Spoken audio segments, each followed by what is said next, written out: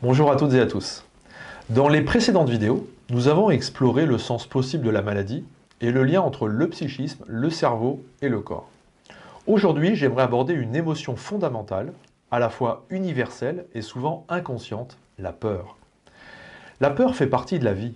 Elle a une fonction de protection, elle nous alerte d'un danger. Mais lorsqu'elle devient trop présente, trop intense, ou qu'elle s'installe dans la durée, elle peut profondément déséquilibrer notre organisme. Et parfois, oui, la peur peut rendre malade. La peur, au départ, est un mécanisme biologique naturel. Face à une menace réelle, le cerveau envoie un signal, le corps se prépare à fuir, à se défendre ou à se figer. Le cœur s'accélère, la respiration change, les muscles se tendent, c'est une réaction utile, vitale. Mais dans notre monde moderne, la plupart de nos peurs ne viennent plus de dangers physiques, elles viennent de situations émotionnelles ou symboliques. La peur du rejet, de ne pas être à la hauteur, la peur de manquer, la peur de perdre quelqu'un ou la peur d'être tout simplement soi-même. Et ces peurs-là sont invisibles, mais elles activent les mêmes circuits biologiques. Je rappelle qu'en psychologie, certaines études ont démontré que 95% des peurs étaient imaginaires.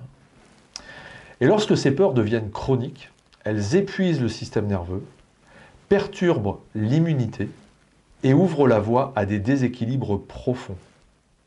Le cerveau est binaire. Il ne fait pas la différence entre une peur réelle et une peur imaginée. Si vous imaginez un danger, il réagit comme si vous y étiez. Il active les mêmes zones, les mêmes hormones, les mêmes réactions physiologiques. Et lorsque la peur devient permanente, par exemple la peur de ne pas être aimé, de ne pas réussir ou d'être abandonné, elle maintient le corps dans un état d'alerte et donc d'hyperstress. L'organisme n'a plus le temps de se régénérer, il reste dans le mode survie au lieu du mode guérison.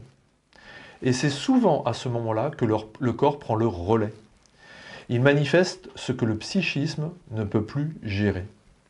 Et certains troubles cardiovasculaires, respiratoires ou digestifs sont directement liés à des peurs profondes, souvent anciennes.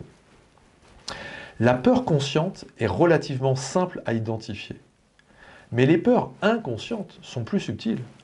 Elles viennent souvent de l'enfance, voire d'expériences très précoces, pour pas dire très antérieures, c'est-à-dire à notre vécu transgénérationnel. Et ces peurs anciennes peuvent s'être inscrites dans le corps sous forme de tension, de réflexes ou de comportements automatiques. Par exemple, un enfant qui a manqué de sécurité affective pourra, adulte, vivre avec une peur diffuse de l'abandon.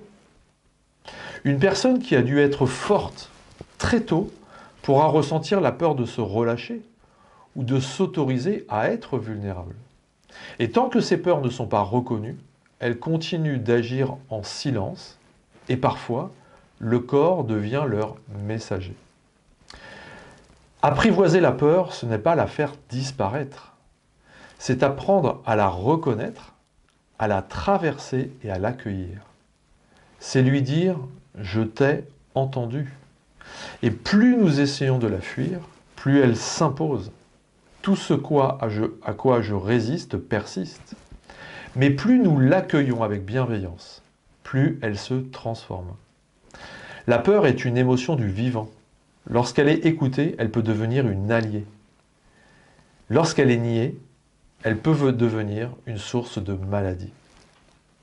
La peur nous relie à notre humanité. Elle n'est pas une faiblesse, elle est un signal. Et si, au lieu de la combattre, nous apprenions donc à l'écouter. Dans la prochaine vidéo, nous verrons comment le corps, justement, traduit ses émotions en langage biologique, avec des exemples concrets de symptômes et de leur signification symbolique. Si cette vidéo vous a parlé, pensez à la partager, à vous abonner et dites-moi en commentaire quelle peur, selon vous, a déjà pu s'inscrire dans votre corps.